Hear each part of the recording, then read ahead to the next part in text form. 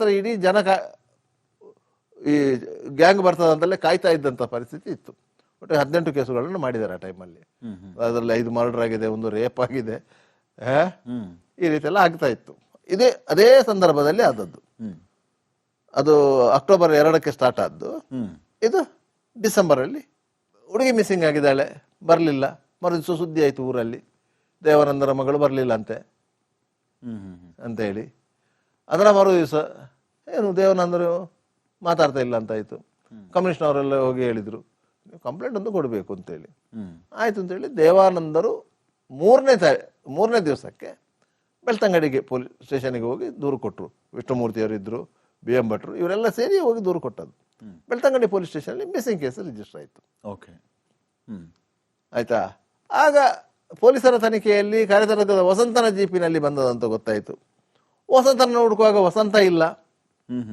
ಊರಲ್ಲೆಲ್ಲ ಸುದ್ದಿ ಆಗಿದೆ, ವಸಂತನೊಟ್ಟಿಗೆ ಓಡಿ ಹೋಗಿದ್ದಾಳೆ ಅಂತ ಹೇಳಿ. ಯಾರು ಕಾರ್ಯಕರ್ತ ಅಲ್ಲ, ಅವ ಕಾರ್ಯತರ್ಕ ಅಂತ ಒಂದು ಪ್ಲೇಸ್ ಇದೆ ಧರ್ಮಸ್ಥಳದಲ್ಲಿ.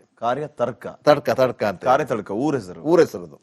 ಅಲ್ಲಿ ಅವ್ನು ಜೀಪ್ ಡ್ರೈವರು, ಈಗಲೂ ಧರ್ಮಸ್ಥಳದಲ್ಲಿ ರಿಕ್ಷಾ ಡ್ರೈವರ್ ಅವ ಈಗಲೂ. ಅವನೊಟ್ಟಿಗೆ ಓಡಿ ಹೋಗಿದ್ದಾಳೆ ಅಂತ ಸುದ್ದಿ ಆಯ್ತು. ಮತ್ತೆ ಪೊಲೀಸರು ಅವನನ್ನು ಹುಡುಕೋ ಅವ ಇಲ್ಲ. ಮತ್ತೆ ಪೊಲೀಸರಿಗೆ ಕನ್ಫರ್ಮ್ ಆಗ್ಬೇಕಲ್ಲ, ಹೌದಾ ಅಲ್ವಾ ಅಂತ, ಮಿಸ್ಸಿಂಗ್ ಹೇಗೆ ಏನಂತ ಹೇಳಿ. ಹಾಗೆ ಅವನನ್ನು ಹುಡುಕಿದ್ರು. ಮತ್ತೆ ಅವನ ಯಾರು ಸಂಬಂಧಿಕರು ಹೋಗಿ ವೇಣೂರಿನ ಸಂಬಂಧಿಕನ ಮನೆಯಲ್ಲಿದ್ದಂತೆ ಅವನು ಧೈರ್ಯ ಮಾಡಿ ಕರ್ಕೊಂಡು ಬಂದ್ರು ಸ್ಟೇಷನ್ಗೆ. ಹೇಳಿದೆ, ನಂಗೆ ಗೊತ್ತಿಲ್ಲ ಸ್ವಾಮಿ, ನನ್ನೊಟ್ಟಿಗೆ ಇಲ್ಲ ಅವಳು. ನನ್ನೊಟ್ಟಿಗೆ ಜೀಪಲ್ಲಿ ಬಂದಂತ ಅವಳು ಬಂದಲ್ಲಿ ಗೌರಿಮರ ಕಟ್ಟೆ ಹತ್ರ ಸಾಮಾನ್ಯವಾಗಿ ಇಳಿದಿದ್ದಾಳೆ. ಮತ್ತೆ ಅವಳಲ್ಲಿ ಕೆಳಗೆ ಅಲ್ಲಿಂದ ಮುಳಿಕಾರಿಗೆ ಅವಳ ಮನೆಗೆ ಹೋಗುವಂಥದ್ದು. ನಂಗೆ ಮತ್ತೆ ಅವಳಿಗೆ ಪರಿಚಯ ಇದೆ, ನಮ್ಮ ಜೀಪಲ್ಲಿ ಅವುಗಳು ಬರ್ತಾ ಇದ್ದಂತ ಹುಡುಗಿ. ಅದು ಜಸ್ಟ್ ಡ್ರಾಪ್ ತಗೊಂಡಿದ್ದು. ಅದು ಮಾಮೂಲಿಯಾಗಿ ಅದು ಜೀಪ್ ಅಂದ್ರೆ ಇವಳಿಗಾಗಿ ಬಂದ ಜೀಪ್ ಏನಲ್ಲ, ಅದು ಬಾಕಿ ಅವ್ರನ್ನ ಹತ್ತಿಸ್ಕೊಂಡು ಬರುವಂತ ಪ್ಯಾಸೆಂಜರ್ ಟ್ರಿಪ್ ಮಾಡುವಂತ ಜೀಪುಗಳು. ಅಲ್ಲಿ ರಿಕ್ಷಾಗಳು ಪ್ಯಾಸೆಂಜರ್ ಟ್ರಿಪ್ ಮಾಡ್ತವೆ. ಅದೇ ಜೀಪ್ ಅಲ್ಲಿ ಕೊನೆಯದಾಗಿ ಹತ್ತಿದ್ದು ಪದ್ಮಲತಾ ವಸಂತ ಅವರ ಜೀಪಲ್ಲಿ. ಓಕೆ, ಹಾಗೆ ಇಷ್ಟೊತ್ತಿಗೆ ಇಲ್ಲಿ ಸುದ್ದಿ ಆಗಿದ್ದೇನು, ಆ ಜೀಪಲ್ಲಿ ಹತ್ತಿದ್ದಕ್ಕೆ ವಸಂತ ಅವ್ರ ಜೊತೆಗೇನೆ ಪದ್ಮಲತಾ ಪರಾರಿ ಆದ್ಲು ಅಂತ. ಆಯ್ತಲ್ಲ, ವಸಂತ ಇಲ್ಲ ಅಂತ ಹೇಳಿದ್ರೆ ಅದೇ ಬೇರೆ ಆಯಾಮಗಳಲ್ಲಿ ತನಿಖೆ ಮಾಡಬೇಕು ಅಂತ ಆಯ್ತು. ಅಷ್ಟೊತ್ತಿಗೆ ಕಮ್ಯುನಿಸ್ಟ್ನವರು ಒಂದು ಜಾಥಾ ಹೊರಟರು. ಈ ಜಾಥಾದೊಂದು ತಮಾಷೆ ಇದೆ, ಅದು ಹೇಳ್ತೇನೆ. ಜಾಥಾ ಹೊರಟರು ಧರ್ಮಸ್ಥಳದಿಂದ ಬೆಳ್ತಂಗಡಿಗೆ. ವಸಂತ ಪೊಲೀಸ್ ಸ್ಟೇಷನ್ ಅಲ್ಲಿದ್ದ. ಎಲ್ಲಿ? ಧರ್ಮಸ್ಥಳದಿಂದ ಬೆಳ್ತಂಗಡಿಗೆ ಒಂದು 25 ಮಂದಿ ಸೇರಿ ಒಂದು ಜಾಥಾ ಹೊರಟರು. ವಸಂತ ಇದ್ದು ಪೊಲೀಸ್ ಸ್ಟೇಷನ್ ಅಲ್ಲಿ ಇದ್ದಾವ. ಆಯ್ತಾ. ಈಗ ಸೌಜನ್ಯ ಕೇಸ್ ಆಯ್ತಲ್ಲ, ಸೌಜನ್ಯನ ಮರ್ಡರ್ ಆಯ್ತಲ್ಲ, ಅದು ಪ್ಲೇಸು ಮಣ್ಣಸಂಕ ಅಂತ ಹೇಳಿ. ಅಲ್ಲಿ ಒಂದು ಬಸ್ ಸ್ಟ್ಯಾಂಡ್ ಇತ್ತು. ಸೌಜನ್ಯ ಘಟನೆ ಆಗುವಾಗ ಅಲ್ಲಿ ಒಂದು ಬಸ್ ಸ್ಟ್ಯಾಂಡ್ ಇತ್ತು. ಆಯ್ತಾ. ಆ ಬಸ್ ಸ್ಟ್ಯಾಂಡ್ ಅಲ್ಲಿ ಒಂದು CC ಕ್ಯಾಮರಾ ಇತ್ತು ಅಂತ ಹೇಳ್ತಾ ಇದ್ರು ಇವರು, ಈ ಹೋರಾಟಗಾರರು. ಅವರು ಅದಕ್ಕೊಂದು ಫೋಟೋ ತೋರಿಸ್ತಾ ಇದ್ರು, ಒಂದು ಕಮ್ಯುನಿಸ್ಟ್ನವರು ಮೆರವಣಿಗೆ ಹೋಗುವಂಥದ್ದು. ಈ ಕಮ್ಯುನಿಸ್ಟ್ನವರು ಮೆರವಣಿಗೆ ಹೋಗುತ್ತಿದ್ದಂಥ ಫೋಟೋ ಯಾವುದು ಗೊತ್ತಾ? 87ರಲ್ಲಿ ಈ ಪದ್ಮಲತಾ ಕೇಸಿಗೆ ಸಂಬಂಧಪಟ್ಟು ಕಮ್ಯುನಿಸ್ಟ್ನವರು ಹೋಗ್ತಾ ಇದ್ದ ಜಾಥಾದ ಫೋಟೋವನ್ನು ತೋರಿಸ್ತಾ ಇದ್ದದ್ದು. ಯಾರು? ಗಿರೀಶ್ ಮಠಣ್ಣವರು ಆ ಫೋಟೋವನ್ನು ತೋರಿಸ್ತಾ ಇದ್ದದ್ದು. ಅದೇ ನಡೆಯೋದು CC ಕ್ಯಾಮರಾ, ಅದು ಅದರ ಕಂಟ್ರೋಲ್ ಪ್ಯಾನಲ್ ಕೆಳಗೆ ಅದು ಸ್ವಿಚ್ ಇರ್ತದೆ. ನಿಮ್ಗೆ ಅದು ಆ ಕಾಲದಲ್ಲಿ ಹೇಗಿತ್ತು ಇರ್ತದೆ ಅಂತ ಹೇಳಿದ್ರೆ, ಈ ಬಸ್ ಸ್ಟ್ಯಾಂಡ್ಗಳಿಗೆ ಮತ್ತು ಲೈಟ್ ಕಂಬಗಳಿಗೆ ಹಾಕುವಂತ ಬೀದಿ ದೀಪಗಳು ಒಂದು ಆರೋ ಮಾರ್ಕಿನ ರೀತಿಯಲ್ಲಿ ಬಂದು ಅದಕ್ಕೊಂದು ಬಲ್ಬು. ಅದಕ್ಕೆ ಯಾರು ಕಲ್ಲು ಬಿಸಾಡುದು ಬೇಡ ಅಂತ ಹೇಳಿ ಅದಕ್ಕೆ ಒಂದು ಕವರು. ಅದನ್ನೇ CC ಕ್ಯಾಮರಾ ಅಂತ ಹೇಳ್ತಾ ಇದ್ದದ್ದು ಈ ಗಿರೀಶ್ ಮಠಣ್ಣವರು. ಆ ಫೋಟೋವನ್ನು ತೋರಿಸಿ, 86ರ ಫೋಟೋ, 87ರಲ್ಲಿ ತೆಗೆದ ಫೋಟೋವನ್ನು ತೋರಿಸಿ, 87ರಲ್ಲಿ ಇವರು ಜಾಥಾ ಮಾಡುವಾಗ ತೆಗೆದ ಫೋಟೋವನ್ನು ಅಲ್ಲಿ ಒಂದು ಬಟನ್ ಕಾಣಿಸುತ್ತೆ, ಲೈಟ್ ಅದು. ಅದನ್ನೇ CC ಕ್ಯಾಮರಾ ಅಂತ CC ಅದು ಇದೆಯಲ್ಲ ಬಲ್ಬು, ಅದು CC ಕ್ಯಾಮರಾ. ಕೆಳಗೆ ಅದು ಪ್ಯಾನಿಕ್ ಬಟನ್ ಅದ್ರದ್ದು ಅಂತ. ಹಾಗೆ ಇವರು ಮೆರವಣಿಗೆ ಬೆಳ್ತಂಗಡಿಗೆ ಹೋಯ್ತು. ಪೊಲೀಸರಿಗೆ ಗೊತ್ತಾಗ್ಲಿಲ್ಲ ಮೆರವಣಿಗೆ ಒಂದದ್ದು. ಯಾಕಂತ ಹೇಳಿದ್ರೆ ಈಗಿನ ಹಾಗೆ ಆ ಸಂದರ್ಭದಲ್ಲಿ ನಮ್ಗೆ ನಾವು ಪರಿಸ್ಥಿತಿಯನ್ನು ಅರ್ಥ ಮಾಡ್ಕೊಳ್ಬೇಕು. ನಾವು 12ರ ಘಟನೆ ಹೇಳುವಾಗ ನಾವು 25ರಲ್ಲಿ ಹೇಳ್ತಾ ಇರುವುದು ಅಂತ. ಕರೆಕ್ಟ್. ನಾವು 12ರಲ್ಲಿ ಏನಾಗಿತ್ತು ಅಂತ ನಮ್ಗೆ ಈಗ 25ರಲ್ಲಿ ಹೀಗೆ ಇದೆ ಅಂತ ಗೊತ್ತಾಗೋದು. 10-12 ವರ್ಷದ ಹಿಂದಿನ ಕತೆ, ಹಿಂದಿನ ಕತೆ ಹೇಳುದು. ಇದು ಅದಕ್ಕಿಂತಲೂ ಹಿಂದಿನ ಕತೆ. ಆಗ ಒಂದು ಮೆರವಣಿಗೆ ಹೋಗುವುದು ಅಂತಾದ್ರೆ ಪೊಲೀಸ್ ಸ್ಟೇಷನ್ ನಿಂದ ಪರ್ಮಿಷನ್ ತಗೊಳ್ಳುವ ಕ್ರಮ ಇಲ್ಲ. ಈಗ 10 ಮಂದಿ ಸೇರಿ ಹೋಗುದಾದ್ರೆ ನೀವು ಪರ್ಮಿಷನ್ ತಗೊಳ್ಳೇಬೇಕು. ಆಗ ಮೈಕ್ ಪರ್ಮಿಷನ್ ಬೇಕು ಅಂತಂದ್ರೆ ಮಾತ್ರ ತಾಲೂಕು ಕಚೇರಿಯ ಖಜಾನೆಗೆ 2 ರೂಪಾಯಿ ಕಟ್ಟಿ ಆ ರಸೀದಿಯನ್ನು ತಂದು ಪೊಲೀಸ್ ಸ್ಟೇಷನ್ ಅಲ್ಲಿ ಕೊಟ್ಟು ಮೈಕ್ ಪರ್ಮಿಷನ್ ತಗೊಳ್ತಾ ಇದ್ದದ್ದು. ಇಲ್ಲಾಂದ್ರೆ ಮೈಕ್ ಬೇಡ ಅಂತ ಹೇಳಿದ್ರೆ ನಿಮ್ಗೆ ಪೊಲೀಸ್ ಸ್ಟೇಷನ್ ಇಂದ ಪರ್ಮಿಷನ್ ಅಗತ್ಯನೇ ಇರಲಿಲ್ಲ. ಆಕ್ಚುಲಿ ಈಗಲೂ ಇಲ್ಲ ಕಾನೂನು ಪ್ರಕಾರ.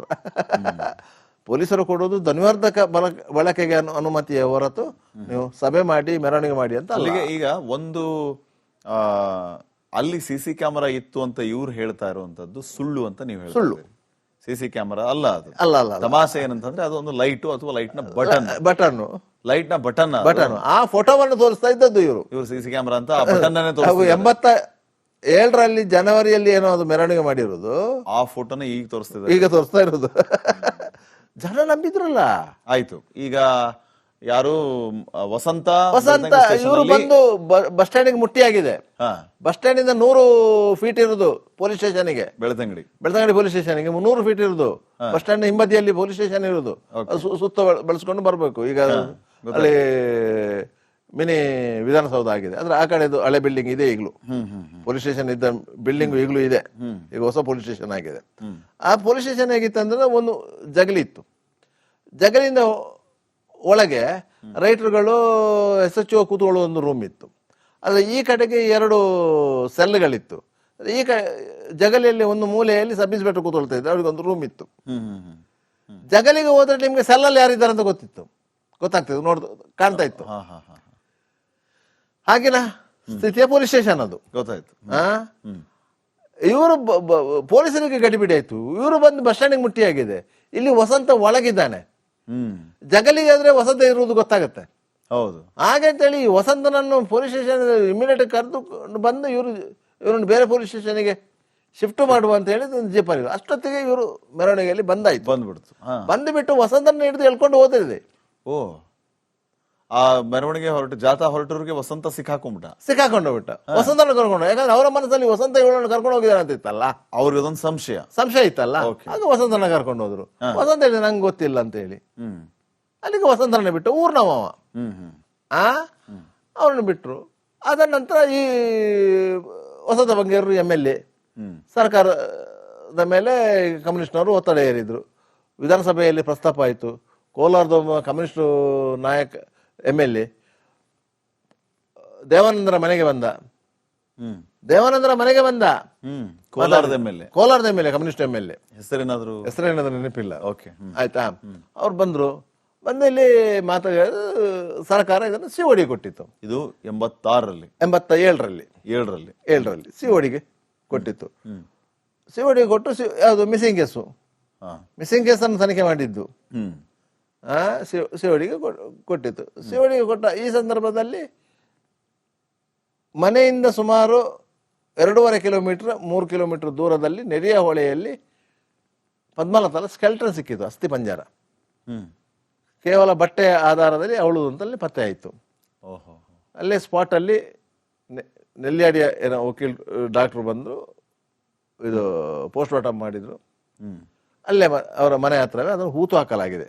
ಇವತ್ತಿಗೂ ಹೂತು ಹಾಕಲಾಗಿದೆ. ಕೊಳೆತ ಸ್ಥಿತಿಯಲ್ಲಿ ಸಿಕ್ಕಿದ್ದು ಶವ. ಕೊಳೆತಲ್ಲ, ಖಾಲಿ ಸ್ಕೆಲ್ಟನ್ ಮಾತ್ರ, ಬೇರೆ ಏನಿಲ್ಲ. ಸ್ಕೆಲೆಟನ್ ಸಿಕ್ಕಿದ್ದು. 58 ದಿವಸ ಅಂತ ಡ್ರೆಸ್ ಇತ್ತಲ್ಲ, ಬಟ್ಟೆ ಮೇಲೆ ಇತ್ತಲ್ಲ, ಅದನ್ನೇ ಸಿಕ್ಕದನ್ನೇ ಅವರು ಪೋಸ್ಟ್ ಮಾರ್ಟಮ್ ಮಾಡಿದ್ದು.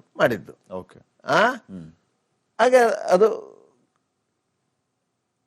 ತನಿಖೆ ಶುರುವಾಯಿತು. COD ಅವರು ಪೋಸ್ಟ್ ಮಾರ್ಟಮ್ ಆದ್ಮೇಲೆ ಅದನ್ನ ಹ್ಯಾಂಡ್ ಓವರ್ ಮಾಡಿದ್ರು. ಮನೆ ಹತ್ರವೇ ಅವರು ಅದನ್ನು ಊತಾಕಿದ್ದಾರೆ. ಇಲ್ಲಿ ಮುಳಿಕಾರ್ ಅಂತ ಹೇಳ್ತೇವೆ ನಾವು. ಧರ್ಮಸ್ಥಳ KSRTC ಬಸ್ ಸ್ಟ್ಯಾಂಡ್ ನಿಂದ ಸ್ವಲ್ಪ ಆ ಕಡೆ ಇದೆ ಜಾಗ. ಅಲ್ಲಿ ಅವರು ಸ್ವಲ್ಪ ಜಾಗ ಇತ್ತಲ್ಲ, ಆ ಜಾಗದಲ್ಲಿ ಅವರು. ಅದು ಎಲ್ಲಿ ಸಿಕ್ಕಿದ್ದಂದ್ರಿ? ನೆರಿಯ ಹೊಳೆಯಲ್ಲಿ, ಸಾಧಾರಣ ಒಂದು 2.5 ಕಿಲೋಮೀಟರ್ ದೂರ. ನೇತ್ರಾವತಿ ನದಿ. ನೆರಿಯ ಹೊಳೆ, ನೇತ್ರಾವತಿಯ ಉಪನದಿ.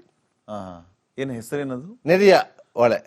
ನೆರಿಯ ಅಂತ ಹೇಳಿ ಮೇಲೆ ಜಾಗ ಇದೆ. ನದಿಯ ಅಂತ ಊರಿನ ಹೆಸರು. ನೇತ್ರಾವತಿ ಉಪನದಿ, ಅದು ಉಪನದಿ ನೆರಿಯ ಹೊಳೆ ಅಂತ ಹೇಳುದು ಅದಕ್ಕೆ. ನೇತ್ರಾವತಿಗೆ 7-8 ಉಪನದಿಗೆ ಇವೆ ಅಲ್ಲಿ. ಅದರಲ್ಲಿ ಒಂದು ಹೊಳೆಯಲ್ಲಿ ಸಿಕ್ಕಿದಂಥದ್ದು. ಮತ್ತೆ ಅದನ್ನು ಅಲ್ಲಿ ಅವರು